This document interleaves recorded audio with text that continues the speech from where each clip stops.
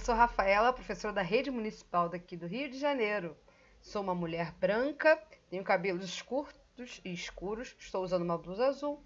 Atrás de mim tem uma estante branca com diversos livros. E essa é a nossa aula de locais de vivência e nossa história. Vamos conversar um pouquinho antes da aula? Eu vou fazer umas perguntinhas e você vai me responder aí de casa, ok?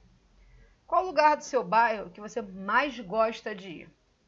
E por que você gosta deste lugar? Você já viveu alguma situação inesquecível nesse lugar? Por exemplo, um gol incrível, uma festa que você tenha gostado bastante na sua escola. Qualquer coisa. Se você já respondeu essas perguntinhas, você já começou a pensar sobre o tema da nossa aula, locais de vivência. Mas antes a gente tem que relembrar o que são esses locais de vivência. Eles são locais onde as nossas memórias são construídas com o passar do tempo. São locais que frequentamos. E também pode ser qualquer lugar, né? Pode ser a praia, escola, praça, igreja, quadra, clube, qualquer lugar. Cada local de vivência possui a sua finalidade. Esses locais são importantes, pois é onde a cultura é construída através da ação de cada um. Praia e escola são bem diferentes, né? Pô, nem pense em chegar com um biquíni na escola. Não vai pegar bem. Vale lembrar que todos esses locais são importantes pelas pessoas e pela interação social que ocorre neles. Nessa aula vamos pensar como esses lugares influenciam nossa própria história. A gente vai trabalhar sempre com a ideia que nós somos sujeitos históricos, ou seja, agentes de ação social que atuam em grupos ou isoladamente e produzem para si ou para a coletividade. Nós somos protagonistas de nossa própria história em relação aos lugares que circulamos e às pessoas que convivemos. Nossos grupos, nos quais estamos inseridos, só nos ajudam a construir memórias e a nossa própria história. Vamos lembrar que somos indivíduos sociais, nos formamos a partir do outro. Então, a gente observando esses locais onde a gente circula e os grupos também com quais interagimos, é bom para conhecermos a nossa própria identidade. Você consegue fazer a relação entre os locais de vivência e a sua própria história? Caso você não tenha conseguido perceber que um interfere no outro, não tem problema. A aula de hoje a gente vai falar justamente disso. A gente vai ver um exemplo aqui bem legal. Primeiro que eu trago aqui é uma escritora negra que talvez você conheça. É a Carolina Maria de Jesus. Se você não conhece, preste atenção que eu vou mostrar uma foto dela agora. Gente, essa é a Carolina Maria de Jesus. Ela foi escritora, compositora e poetisa brasileira. Ela nasceu em Sacramento, em Minas Gerais, em 1914. Ela é autora de diversos livros. Entre eles, a gente vai destacar Quarto de Despejo e o Diário de Bitita.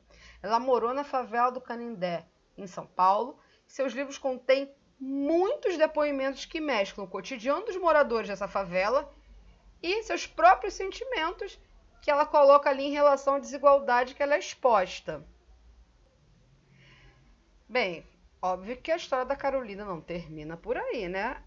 Em 1937, né, foi quando ela vai se mudar para São Paulo, em busca de melhores condições. E em 1948 que ela vai para a favela do Canindé, sobrevivendo como catadora de papel e de ferro. Em 1958, um jornalista, Audálio Dantas, conhece Carolina, se interessa por seus 35 cadernos de anotações em forma de diário. Ele publica isso num artigo, contendo uns trechos desse diário na Folha da Noite. No ano seguinte, volta a divulgar trechos do que seria o seu livro, né, Quarto de Despejo, Diário de uma Favelada, que foi publicado em 1960.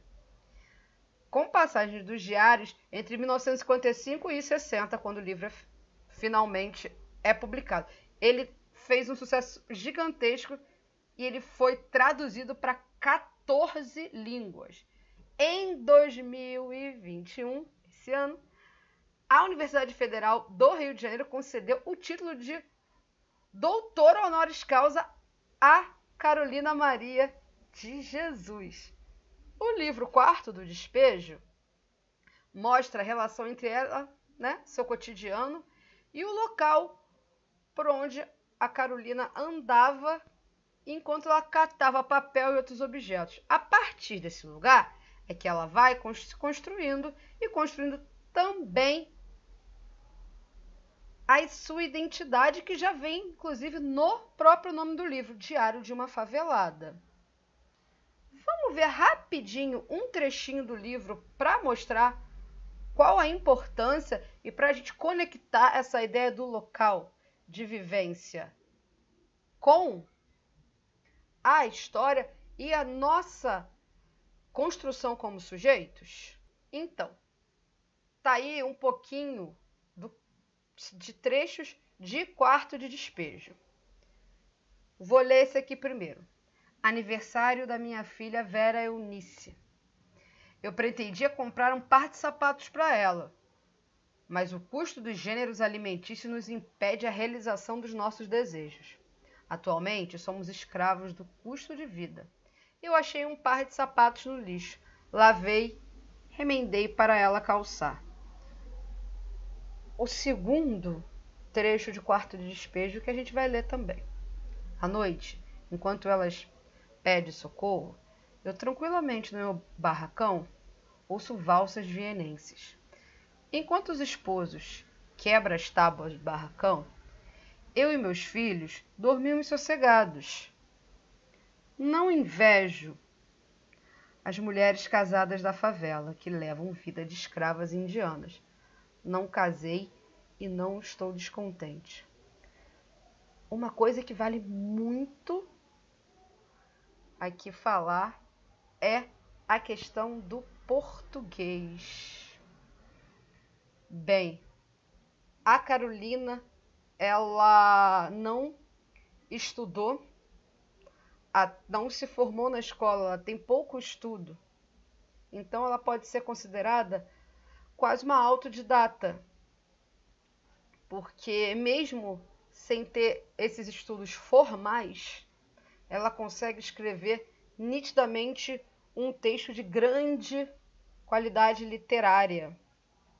E vocês podem observar que é de fácil entendimento e podemos ver também justamente essa ideia de Carolina escreve a partir do seu local de vivência, que no caso aí vai ser a favela do Canindé. A gente pode observar que os trechos mostram bem como era a realidade de Carolina e sua relação com a favela, lugar onde vive e onde trabalha. Ela escreve desse lugar.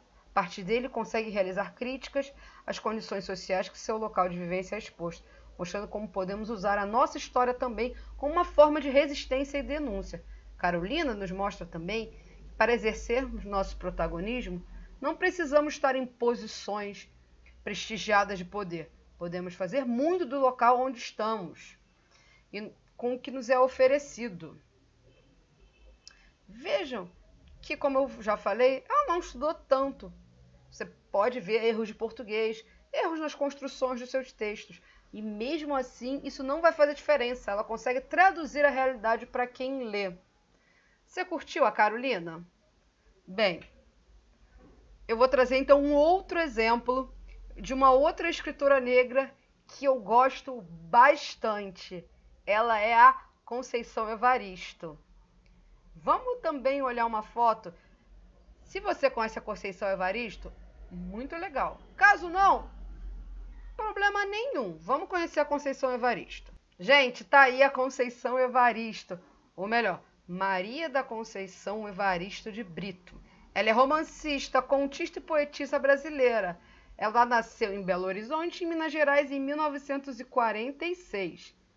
Ela nasceu numa comunidade no alto da Avenida Afonso Pena. Ela trabalhou como empregada doméstica até 1971, quando concluiu seus estudos secundários no Instituto de Educação de Minas Gerais. O que eu gosto muito é que a Conceição ela ainda está viva. Então a gente pode procurar a Conceição em vários lugares e ela vira e mexe, aparece na televisão. Bem, ela se mudou para o Rio em 1973, ocasião em que é aprovada no magistério. Ela estudou na Universidade Federal do Rio de Janeiro e ela se forma em letras. Na década de 80, 1980, ela entrou em contato com o grupo Quilomboje. Ela estreou na literatura em 1990, com obras publicadas na série Cadernos Negros. Entre os diversos livros publicados, a gente pode citar Poncia Vivêncio, Becos da Memória, de contos e tem Submissas Lágrimas de Mulheres, meu favorito, Olhos d'Água. Esse ganhou Prêmio Jabuti, que é um dos prêmios mais importantes da literatura brasileira, em 2015. E ela tem um livro de poesia chamado Poemas da Recordação e Outros Movimentos. A Conceição tem um conceito que não é tão simples, mas que eu vou trazer aqui para a aula de hoje e vou tentar explicar. Trata-se da ideia de escrevivência. É um conceito em que a escrita nasce do cotidiano, das lembranças, da experiência de vida da própria autora, mas ela não é uma autobiografia. Nas suas narrativas são baseadas nas experiências que a autora teve no seu cotidiano. Diferente da Carolina Maria, que escreve o que vê, Conceição escreve a partir do que viveu. Seus personagens não são autobiográficos. Não são pessoas que ela conhece, mas que eles carregam um pedacinho das suas experiências. Igual a gente fez com a Carolina, também eu trouxe aqui uma poesia da Conceição para a gente dar uma lida. O nome dessa poesia é Certidão de Óbito. Os ossos de nossos antepassados colhem as nossas perenes lágrimas pelos mortos de hoje. Os olhos de nossos antepassados negros, estrelas tingidas de sangue, elevam-se das profundezas do tempo, cuidando da nossa dolorida memória. A terra está coberta de valas, e a qualquer descuido da vida, a morte é certa. A bala não erra o alvo no escuro, o corpo negro bambeia e dança. A certidão de óbito, os antigos sabem, veio lavrada desde os navios negreiros. Os locais de vivência de Conceição Evaristo influenciaram sua obra, desde a sua infância na favela do Pinduraçaia, em Belo Horizonte, até o contato com a universidade e movimentos negros. Todos esses locais estão presentes na sua obra, e é através deles e de sua trajetória que ela consegue denunciar a situação dos negros no Brasil. Mais que entretenimento, as obras de Conceição são denúncias e resistência, e por ela podemos ver que precisamos lutar ainda mais para alcançar uma sociedade mais justa e igualitária. A aula de hoje já está acabando. Espero que você tenha conseguido entender como os locais de vivência fazem parte de quem nós somos e a partir deles construímos a nossa própria identidade. Agora é com você. Pense no conceito de escrevivência da Conceição Evaristo, lembrando que você escreve a partir da sua experiência. E que tal você criar um pequeno texto com início, meio e fim? Um conto. Você pode escrever ou gravar um áudio. Escolhe um cenário conhecido, pense nas suas experiências, nas pessoas que você conhece, e a partir dessa memória associada ao local de vivência escolhido, cria a sua própria história. Quem sabe depois de pronta, você posta nas redes sociais. Bem, até a próxima. Tchau, tchau!